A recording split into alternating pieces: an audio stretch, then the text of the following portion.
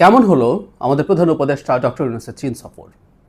আমরা নিশ্চয়ই গতকাল খুব মন দিয়ে খেয়াল করেছি তিনি চীন সফরের সময় কী কী চুক্তি হলো বা কী কী সমঝোতা স্মারক হলো বা কোনো না কোনো ফর্মে আমরা আসলে কী কী পেয়েছি সেগুলো নিয়ে প্রচুর আলোচনা ডিবেট করছি এবং আমি অতি উচ্ছ্বাস দেখছি এক ধরনের। প্রশ্ন হচ্ছে, এতটা উচ্ছ্বসিত হবার মতো কিছু কি হয়েছে সফরে? আমি মনে করি না। আমি শুরুতেই বলে রাখছি এবং এটা শুনেই অনেকে ক্ষুব্ধ হয়েছেন আমি জানি। ডক্টর ইউনূস যা করছেন সবই অসাধারণ করছেন। সরি, আমি মনে করি না। পৃথিবীর কেউই সব অসাধারণ করেন না এবং আমি বিশ্বাস করি তিনি যতটা করতে পারতেন, তার সরকার যতটা করতে পারত তার চেয়ে অনেক কমই পারফর্ম করছেন তারা। কিন্তু ডক্টর ইউনূসের যে ইন্টারন্যাশনাল অ্যাকসেপ্টেন্স সেটার ভিত্তিতে হয়তো আমরা চীন সফরে অনেক কিছু এক্সপেক্টও করেছি, কিন্তু শেষ পর্যন্ত আমাদের প্রাপ্তি খুব বেশি কিছু হয়েছে বলে মনে হয় না আমার। তারপরে একটা প্রাপ্তি তো আছেই। আমি উনি চীনে যাওয়ার দিনই কথা বলেছি, সেটা নিয়ে কথা বলবো। আমরা একটু বিস্তারিত আলোচনা করি, ভিডিওটা একটু দীর্ঘ হতে পারে এবং আপনারা যারা দ্বিমত করবেন প্লিজ, গালিগালাজ তো করবেনই, করছেন, কিন্তু একটু আমার যুক্তিগুলোর বিরুদ্ধে লিখবেন প্লিজ, আপনার পয়েন্ট, সো দ্যাট আমি বুঝতে পারি যে আপনি কিভাবে ভাবছেন। আপনার সাথে আমার একমত হতে হবে তা না, আমার সাথেও আপনার একমত হতে হবে তা না। আমরা যে বাংলাদেশটা তৈরি করতে চেয়েছি, আমরা একমত হওয়ার বাংলাদেশ তৈরি করতে চাই, আমরা দ্বিমত প্রকাশের বাংলাদেশ চেয়েছি, কিন্তু আমরা ডিবেট করব, আমরা যুক্তি তর্ক দিয়ে ডিবেট করব। আমি আপনাদের মন্তব্য পড়ি, খুব মনোযোগ দিয়ে পড়ি, এখনও পড়ি। বেশিরভাগই ইদানিং খুবই কঠোর, আমাকে স্টিগমাটাইজ করছেন, গালি দিচ্ছেন, নানান কিছু, এর দালাল তার দালাল বলছেন, কোনো সমস্যা নেই। কিন্তু প্লিজ যাদের অন্তত মনে হয় যে আমার এই যুক্তিটা ভুল, এই পয়েন্টটা ভুল, একটু লিখবেন প্লিজ, আমার ভাল লাগবে, আমি আপনাদের অপিনিয়ন জানতে চাই। কি কি হলো? আমাদের প্রাথমিকভাবে আমাদের সামনে যে খবরটা এসছে যে বাংলাদেশ ও চীনের মধ্যে একটা চুক্তি ও ৮টা সমঝোতার স্মারক সই হয়েছে। আমি পড়ছি, চুক্তিটি অর্থনৈতিক এবং কারিগরি সহযোগিতা সংক্রান্ত। অপরদিকে দুই দেশের মধ্যে সই হওয়া সমঝোতা স্মারকগুলোর মধ্যে রয়েছে ক্লাসিক সাহিত্য অনুবাদ ও প্রকাশনা, সাংস্কৃতিক ঐতিহ্য সংরক্ষণে বিনিময় ও সহযোগিতা, সংবাদ ও গণমাধ্যম বিনিময়, ক্রীড়া ও স্বাস্থ্য খাতে সহযোগিতা সংক্রান্ত সম্মতি। সে খেয়াল করি, প্রথম কথা হচ্ছে সমঝোতা স্মারক ইটসেলফ খুব বড় কিছু না, এটা খুবই ছোট ব্যাপার, এটা এক ধরনের জেন্টলম্যান এগ্রিমেন্ট, এটা কোনো লিগাল ব্যাকগ্রাউন্ড নেই, তবে এমওইউ বা সমঝোতা স্মারকের উপরে ভিত্তি করেও অনেক কাজ করা যায়, যেতে পারে। চুক্তি হয়েছে একটা, খুব সিগনিফিক্যান্ট কিছু না। 5টি যৌথ ঘোষণা দিয়েছে, এর মধ্যে রয়েছে বিনিয়োগ বিষয়ক আনুষ্ঠানিক আলোচনার সূচনা, চীনা শিল্প অর্থনৈতিক অঞ্চল চালুর ঘোষণা, মোংলা বন্দর আধুনিকায়ন ও সম্প্রসারণের জন্য বাণিজ্যিক চুক্তি স্বাক্ষর, একটি রোবট ফিজিওথেরাপি ও পুনর্বাসন কেন্দ্র নির্মাণ ও একটি কার্ডিয়াক সার্জারি যানবাহন অনুদান প্রদান। এগুলো হচ্ছে যৌথ ঘোষণা। আমরা খেয়াল করব, বৈঠকটা হওয়ার পর প্রেস সচিব আমাদের প্রধান উপদেষ্টার জনাব শফিকুল আলম একটা স্টেটাস দিয়েছেন, তিনি যা যা বলেছেন অত্যন্ত সফল দ্বিপক্ষীয় বৈঠক হয়েছে।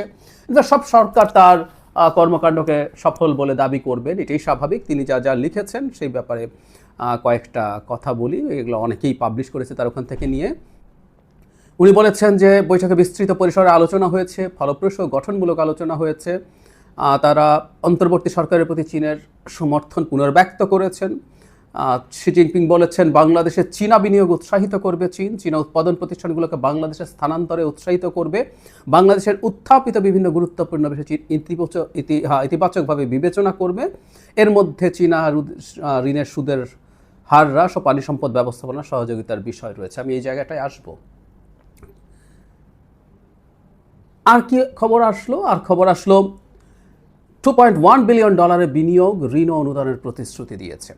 এখানে নিউজ যেটা হলো সেটা হচ্ছে এরকম যে 30টা চীনা কোম্পানি বাংলাদেশে এক্সক্লুসিভ চায়না ইন্ডাস্ট্রিয়াল ইকোনমিক জোনে $1 বিলিয়ন বিনিয়োগের প্রতিশ্রুতি দিয়েছে। এই বিনিয়োগের প্রতিশ্রুতিগুলো কেমন জিনিস আমরা নিশ্চয়ই জানি। সেটা হচ্ছে প্রচুর প্রতিশ্রুতি এরকম আসে, শেষ পর্যন্ত খুব ক্ষুদ্রাংশ এটার মধ্যে থাকে, আর চায়না সরকারের দিক থেকে বাকি টাকা এসছে। চীন মোংলা বন্দর আধুনিকায়ন প্রকল্পের জন্য প্রায় $400 মিলিয়ন ঋণ, চায়না ইন্ডাস্ট্রিয়াল ইকোনমিক জোনের উন্নয়নে $350 মিলিয়ন এবং প্রযুক্তিগত সহায়তার জন্য $150 মিলিয়ন দেওয়ার জন্য। মানে সব কিছু আমরা খেয়াল করি, মোংলা কেন এটা খুবই সিগনিফিক্যান্ট সেটাও আসবো, কিন্তু চায়না ইকোনমিক জোনের উন্নয়নে $350 মিলিয়ন, এটা তাদের সরাসরি স্বার্থের জায়গা। আর চায়নার ঋণ প্রসঙ্গে একটা কথা এখানেই একটু বলে রাখি, সেটা হচ্ছে চীনের ঋণ আদতে খুবই কম ডিসবার্স হয়। শেখ হাসিনার সময় আমরা এই আলাপ করতাম, কারণ শেখ হাসিনা প্রচুর চায়না অনেক টাকা ঋণ দিয়েছে। 16 সালে আসার পর থেকে শেখ হাসিনা পতনের আগ পর্যন্ত 25, কখনো 27, 28 একটার পর একটা প্রকল্প $30 বিলিয়ন ক্রস করে যাচ্ছে। অথচ গত 9 বছরে শি জিনপিং আসার পর থেকে তার ওই সময়কার 16 সালে তার যে প্রতিশ্রুত অর্থ $20 বিলিয়ন একটু বেশি, তার 1/4 মাত্র ডিসবার্সড হয়েছে 9 বছরে। এটা অবশ্য আবার একটু যোগ করে রাখা ভালো, ভারতের চাইতে এটা ফার বেটার, কিন্তু 9 বছরে 25% ডিসবার্সড হয়েছে। সুতরাং চায়নার ঋণ কী বস্তু আসলে সেটা আমরা নিশ্চয়ই বুঝতে পারি। আর এছাড়াও অপ্রয়োজনীয় প্রকল্প সহ নানান ইস্যু তো আছেই, ওই আলোচনা এখন ঢুকছি না। এখন আরেকটা জিনিস অর্জন আছে, সেটাও একটু বলে রাখি, তারপর আসলে মূল জায়গাগুলোতে যাব। 2028 সাল পর্যন্ত চীনের শুল্ক কোটামুক্ত প্রবেশাধিকার পাবে বাংলাদেশ। আমি দেখলাম এটাকে নিয়ে অনেকে খুবই গদগদ দেখাচ্ছেন, কারণ আমরা 26 সালে এটা থেকে আমরা যেহেতু এলডিসি গ্র্যাজুয়েশন হবে, তারপর আমরা এটা পাবার কথা না, কিন্তু ওরা 28 সাল পর্যন্ত বহাল থাকবে। মানে এতে আমাদের নাকি অনেক কিছু হয়ে যাবে। মজার ব্যাপার হলো, বাংলাদেশ 2022 সালে 99% জিনিসে চায়নায় এক্সপোর্ট করার ক্ষেত্রে শুল্কমুক্ত সুবিধা পেয়েছে। তো তাতে কি হয়েছে? বাংলাদেশ এখনো বাংলাদেশ চীনে $1 বিলিয়ন রপ্তানির মার্ক ছুঁতে পারেনি। 50, 60, 70 গত অর্থ বছরে সম্ভবত $70 কোটি মতো, মানে $1 বিলিয়ন এখনও সে পৌঁছতে পারেনি। সো আমরা ফ্রি ট্যারিফ সুবিধা পেয়েও কিছুই করতে পারি না। এটা 28 না 32 পর্যন্ত থাকবে না 35 পর্যন্ত থাকবে, এটা ম্যাটার করে না। সো এটা এক্সটেন্ড করবে বলায় আমাদের আদতে খুব বেশি কিছু লাভ হয় না। আমরা তারপরে এক্সপেক্ট করি কোনো একদিন আমরা আমাদের ওখানে রপ্তানির জন্য প্রোডাক্ট যা করতে হয় সেভাবে করতে পারবো, এবং সেটা করলে কাজে লাগবে। কিন্তু এটা অলরেডি আছে এবং এটাকে কাজে লাগিয়ে যে আমরা কিছু করতে পারছি তা না। এটা ইউরোপ আমেরিকার ট্যারিফ ফ্রি সুবিধার মতো না। কারণ হলো ইউরোপ আমেরিকাতে আমরা এই সুবিধাটা নিয়ে বিলিয়নস অফ ডলার্স, আমাদের রপ্তানির প্রধান পণ্য পোশাক, আমরা এই সুবিধা নিয়ে আমাদের প্রধান রপ্তানি পণ্যটাকে ওখানে পাঠাতে পারছি। ওখানে রপ্তানির ক্ষেত্রে এটা ম্যাটার করে, কিন্তু চীনের ক্ষেত্রে এটা আদতে কিছু ম্যাটার করে না। সেটা এই অর্থে এটাও তেমন কিছু অর্জন না। আমরা অর্জন আসলে কিসেকে দেখতে পারতাম, সেটা হলো দুটো জিনিসকে আমরা অর্জন হিসাবে দেখতে পারতাম বলে আমি মনে করি, খুব বড় হতে পারত। একটা হচ্ছে ঋণের ব্যাপার, যেন শফিকুল আলম লিখেছেন, এটা আমরা মনে করব, আমাদের হয়তো অনেকের মনে আছে, আমাদের আমাদের পররাষ্ট্র উপদেষ্টা যখন চীনে গিয়েছিলেন, তিনি সেখানেও এই আলাপটা তুলেছেন যে চীনের ঋণের তো দুটো সমালোচনা আছে। তার গ্রেস পিরিয়ড, মানে আপনি একটা প্রকল্পে ঋণ নিলেন, সেটার প্রকল্পের যে আয়ুষ্কাল সেটা গ্রসলি ধরে 4-5 বছর ধরে ঋণের রিপেমেন্ট শুরু হয় তারপর থেকে, এবং তার রিপেমেন্টের টাইমটা কম থাকে। চীনের ক্ষেত্রে এটা কম বেশি, আমাদের যেসব ঋণ দিয়েছে 20 বছরের মতো, গ্রেস পিরিয়ডও 4-5 বছর। তো অনেক ক্ষেত্রে যেটা হয়, চীনের ফান্ড ছাড় হতে দেখা গেছে 2.5 বছর 3 বছর লেগে যায়। ফলে যেটা হয়, গ্রেস পিরিয়ডে প্রবলেম আছে এবং তার ঋণ পরিশোধের যে টেনিওর সেটাও শর্ট। সো বাংলাদেশ চেয়েছে এটা 30 বছর হোক, এবং তার যে ঋণের সুদ এটা 2%, 3% বা সার্ভিস চার্জ এটা আরও বেশি হয়ে যায়, এটা 1%-এ নামিয়ে আনার জন্য। পররাষ্ট্র উপদেষ্টার বৈঠকের সময় চীন কিন্তু নীতিগতভাবে এটা বলেছিল যে তারা পরিশোধের সময়টা বাড়াবে, এবং তারা অন্যটা, মানে বিশেষ করে সুদের হার কমানোর নিয়ে কোনো আলাপ করেনি। আমরা এবারও দেখলাম যে এখনও পরিশোধের যে টেনিওর সেটাও বৃদ্ধির ঘোষণা চীন দেয়নি, ইন্টারেস্ট তো দূরেই থাকুক। ফলে এটা আমাদের মনে রাখতে হবে, আমাদের প্রধান উপদেষ্টার প্রতি যদি খুব দৃঢ় একটা সমর্থন দেখাতে, তো অন্তত এই কাজটা করতে পারতো। চীনের বেসুমার টাকা আছে এবং এটার সাথে কোনোভাবেই জিওপলিটিক্স বা অন্য কিছু জড়িত না, ফলে চীনের জন্য এই স্টেপটা নেওয়া সবচেয়ে ইজি ছিল, কিন্তু চীন এটা নেয়নি। চীন মাহাথির মোহাম্মদ আসার পর মালয়েশিয়ার ক্ষেত্রে কিন্তু এটা নিয়েছিলেন। সো আমরা এইটুকু অন্তত পেতে পারতাম, কিন্তু আমি দেখলাম যে আমাদের প্রধান উপদেষ্টার সম্মানে এটুকু কাজও তারা করেনি। এটা আমাদের একটু খোলাখুলি বলতে হবে। আরেকটা জায়গায় তাদের খুব বড় অন্তত বক্তব্যের মধ্যে দিয়ে সিরিয়াসলি তাদের অবস্থান দেখাতে পারতো, সেটা হচ্ছে রোহিঙ্গা সংকট নিয়ে। এই সংকট চীন তৈরি করেছে তার পরিকল্পনায়। আমি এটা নিয়ে দীর্ঘদিন লেখালেখি করেছি। রোহিঙ্গা সংকট হয়েছে আসলে চীনের প্রেসক্রিপশনে, এবং বাংলাদেশের রোহিঙ্গা ঢুকিয়ে দিতে হবে এটা চায়নার প্রেসক্রিপশনে ছিল, এবং শেখ হাসিনা এই রোহিঙ্গাদেরকে গ্রহণ করবেন এই শর্তেই তাদেরকে জায়গা দিয়েছেন চীনের সাথে ডিল, 18 সালের নির্বাচনে যাতে চায়না হাসিনাকে সাহায্য করে এবং তাকে ক্ষমতায় রাখে। ওই ঘটনা কিন্তু 17 সালে হয়েছিল। আমার এটা নিয়ে নিজস্ব হাইপোথেসিস আছে, আমি অনেক আগে বলেছি, দরকার হয় আবার বলবো। যাই হোক, এটার মাসুল আমরা দিচ্ছি, কিন্তু বিদ্যমান প্রেক্ষাপটে যেটা হয়েছে, চায়নাই একমাত্র দেশ যে আসলে এটাকে নিয়ে কাজ করতে পারে। একটা সময় জান্তা পুরো নিয়ন্ত্রণে সব কিছু ছিল, তার উপরে প্রচণ্ড প্রভাব ছিল। সত্যি কথা হচ্ছে চায়নার হাতের পুতুল ছিল জান্তা। সে জান্তাকে দিয়ে করতে পারতো, করেনি। এখন জান্তার বাইরে আমাদের নতুন সংকট যুক্ত হয়েছে, সেটা হচ্ছে আমাদের আরাকান যে অঞ্চলটা আছে, সেটা তাদের যে রাখাইন প্রভিন্স, এটা আগে আরাকান নাম ছিল, তো সেই প্রভিন্স আরাকান আর্মির দখলে আছে। এবং ইন্টারেস্টিংলি এটা নিয়েও আমি আমার এখানে কথা বলেছি অনেক আগে, আপনাদের মনে থাকতে পারে, আপনারা জানেন অনেকে নিশ্চয়ই। সেটা হচ্ছে এই আরাকান আর্মিকেও এখন চায়না পেট্রোনাইজ করে তার সাথে যুক্ত করে ফেলেছে। সো দুই পক্ষের ওপরই চায়নার মারাত্মক প্রভাব আছে, খুবই ইম্পর্টেন্ট প্রভাব আছে। যদি তাই হয়ে থাকে তাহলে চায়না তো পারতো এই ক্ষেত্রে বাংলাদেশকে একটা খুব ভালো পজিটিভ জেস্চার দেখায়নি, সত্যিকার অর্থেই দেখায়নি। এর মধ্যে বাংলাদেশ বরং আমি এভাবে বলবো তার একটা স্ট্র্যাটেজিক সিদ্ধান্ত নিয়ে ফেলেছে, মানে চায়নাকে এটা দিয়ে দেয়া হয়েছে। এটা হলো মোংলা পোর্ট। আর আমি তিস্তা প্রকল্প নিয়েও কথা বলবো। মোংলা পোর্টটা কেউ খুব বড় ক্রেডিট হিসাবে দেখাচ্ছেন যে চায়না এখানে এসছে, এটা খুব ভুল কথা। চায়না এই পোর্টে ইনভলভড হতে খুব সিরিয়াসলি চেষ্টা করেছে বহুদিন ধরে।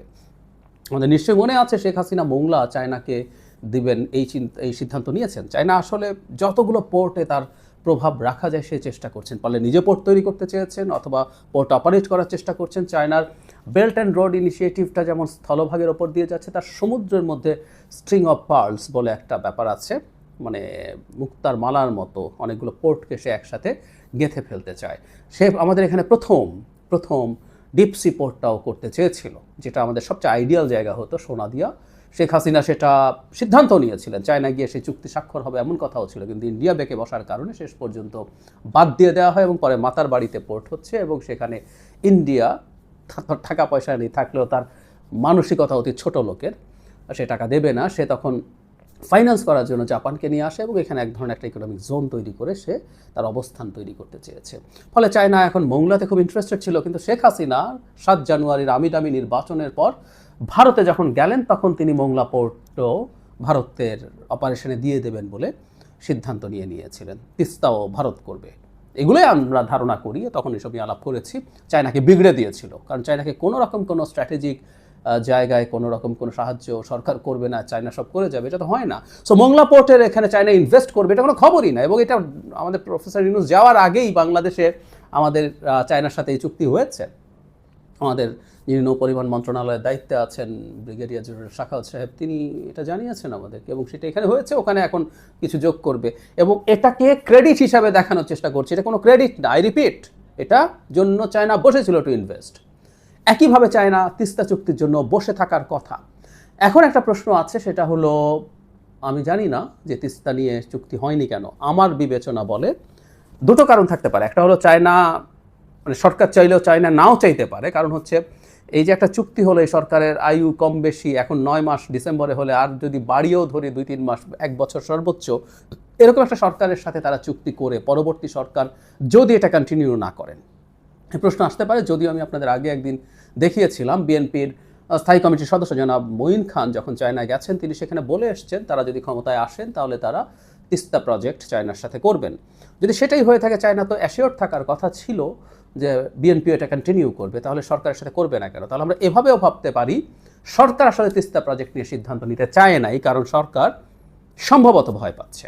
ভারত এই ব্যাপারে খুবই সিরিয়াস এবং আমরা খেয়াল করব আমাদের প্রধান উপদেষ্টা মরিয়া হয়ে ভারতের সাথে, যারা মোদির সাথে বৈঠক করতে চাইছেন, মরিয়া হয়ে বলছি, দ্বিতীয়বারও যখন রিফিউজড হয়েছেন, প্রথমবার ইউএনজিএতে সাইডলাইন বৈঠক চেয়েছেন, সাইডলাইন বৈঠক খুবই ছোট ব্যাপার, 10-15-20 মিনিট বসেন, এটাও সে দেয় নাই। এরপর দ্বিপক্ষীয় বৈঠকের জন্য আমাদের প্রধান উপদেষ্টা ভারতে যেতে চেয়েছেন, সেটাও তারা রিফিউজ করেছে, এটা আমাদেরকে প্রেস সচিব জানিয়েছেন। এরপরও আবার বিমস্টেকে চাওয়া হয়েছে, যেটা হয়তো না হলেই ভালো হতো, কিন্তু চাওয়া হয়েছে এগেইন, আমি এটা নিয়ে কথা বলেছি, এটাও রিফিউজড হয়েছে। ভারতীয় পত্রপত্রিকায় বেশ কয়েকদিন আগেই চলে এসছে, এখন তাদের পররাষ্ট্র মন্ত্রণালয়ের ব্রিফিংয়েও কনফার্ম করা হয়েছে। সো ভারতের ব্যাপারে সরকার একটু হলেও ডিফেন্সিভ পর্যায়ে গেছে বলে আমি ধারণা করি, এবং সেটার কারণ সম্ভবত ডোনাল্ড ট্রাম্প এবং তার প্রশাসনে প্রচুর ভারতীয় বংশোদ্ভূত লোকজন আছে, এবং ট্রাম্প হয়তো বা তার, অনেকে বলছেন যে ভারতের সাথে ট্রাম্প তার ট্যারিফ নিয়ে একই আচরণ করছেন, তাকে পাত্তা টাত্তা দেবে না, আমার কাছে তা মনে হয় না। ওটা ট্যারিফের কাছে ট্যারিফে করবে, কিন্তু এই অঞ্চলে ভারতকে আবার এক ধরনের তালুকদারি বা আধা তালুকদারি বা মোড়লগিরি করার গ্রিন সিগন্যাল দিতে পারে। We don't know. Even Mongla বন্দরও যে বাংলাদেশ দিচ্ছে, চায়না এখানে অপারেট করছে, এটাও ভারতের জন্য খুব সুখকর সিদ্ধান্ত না। এই অবস্থানও ভারত খুব সহজে পছন্দ করবে না। কিন্তু বাংলাদেশ এই স্ট্র্যাটেজিক সিদ্ধান্ত নিয়েছে, কিন্তু পাল্টা এগুলো দেওয়ার বিনিময়ে আমি রাদার বলবো চীনের কাছ থেকে তেমন কিছু পাওয়া যায়নি। তাইওয়ান ইস্যু নিয়ে এক চীন নীতির কথা রিইটারেট করে এসছেন। এটা আমরা তো এটা মনে করি, যদিও আমার সামনে যদি পরে আসে ঠিক এক্স্যাক্টলি কোন ভাষায় করেছেন। চায়না 2016 বিএনপি সরকারের সময় বাংলাদেশ যে ধরনের একটা ভাষা ব্যবহার করেছিল, যদিও সেখানে খুব একটা ডিজাস্টারও হয়েছিল, আমাদের হয়তো আমার মনে আছে যে তাইওয়ানের বিজনেস কনসুলেট বাংলাদেশে স্থাপন করা নিয়ে চীনের সাথে প্রচণ্ড সংকট হয়েছিল, কিন্তু সে সময় খুব টাফ ল্যাঙ্গুয়েজ ব্যবহার করা হয়েছিল, মানে চায়নার পক্ষে খুবই শক্ত। চায়না এবার আমি একটা পত্রিকায় দেখলাম যে চায়না এবারও সেটা চেয়েছে, আমি জানি না ঠিক সেই ভাষায় করা হয়েছে কিনা, বাংলাদেশ যদিও সেই ভাষায় হয়তো করতে চায় নাই। এখন যদি সেটাও না করে থাকে, সেটাও একটা ইস্যু হতে পারে, কারণ সামনে তাইওয়ান ইস্যু খুব বড় একটা বিষয় হয়ে দাঁড়াবে এবং অনেকে ধারণা করেন, এবং আমিও ব্যক্তিগতভাবে এটাকেই সঠিক মনে করি। শি জিনপিংয়ের যে বয়স, যে সময় বলা হয় যে তিনি একটু একটু অফ টপিক হলেও আমরা একটু বলে রাখি, সেটা হচ্ছে শি জিনপিং আসলে তো অমর থাকতে চান, অমর হতে চান। তিনি অলরেডি নিজেকে তৃতীয় ব্যক্তি হিসেবে তার বক্তব্য সংবিধানে ইনক্লুড করা হয়েছে।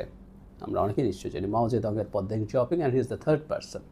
আর কোনো প্রেসিডেন্টের না, এবং উনি এমন ব্যবস্থা করেছেন যে উনি আজীবন প্রেসিডেন্ট থেকে যেতে পারবেন, এবং উনি চান ওনার এই বয়সে, ওনার যে বয়স, ওনার এর পর আসলে বেশি সময় থাকবে না। ওটা মোক্ষম সময় আবার একটা কারণে, সেটা হচ্ছে ডোনাল্ড ট্রাম্প যতদিন ক্ষমতায় আছে। কারণ এই আলাপটা প্রচুর আছে, সেটা হলো যদি চীন তাইওয়ান আক্রমণ করে, আমেরিকাকে সরাসরি যুদ্ধে ইনভলভড হবে কিনা। জো বাইডেনকে এই প্রশ্ন যখন বারবার করা হয়েছে, জো বাইডেন কিন্তু বলার চেষ্টা করেছেন যে তিনি করবেন, উনি বলে ফেলতেন কয়েকবারই এটা হয়েছে, পরে আবার হোয়াইট হাউস বলতো না, আমরা এটা মনে করি না, আমাদের অফিসিয়াল অবস্থান ঠিকই আছে। ট্রাম্পের সময় এটা হতে পারে, এবং 2027-কে একটা কাট অফ ডেট ধরা হচ্ছে, কারণ ওই সময়ের মধ্যে চায়না একটা অ্যামফিভিয়াস অ্যাটাক বলে, চায়নাকে তো একটা দ্বীপকে ইনভেড করতে হবে, সেই পরিস্থিতিতে যাবে। সো দেয়ার্স হাই প্রবাবিলিটি সে মিলিটারিলি এটা করবে, এবং খুব সম্ভাবনা আছে ট্রাম্প আসলে এতে ইনভলভড হবে না। তা যদি হয়ে থাকে, সো তাইওয়ানের ব্যাপারে বাংলাদেশের অবস্থানও তারা তাদের পক্ষে চাইবেন খুব কঠোরভাবে, খুব কঠোরভাবে। আমি ভাষাটা দেখব, যদি আবার আমার যখন ভিডিও করছি আমার হাতে আসেনি, যদি আসে আমি সেটা নিয়েও কথা বলতে চাই।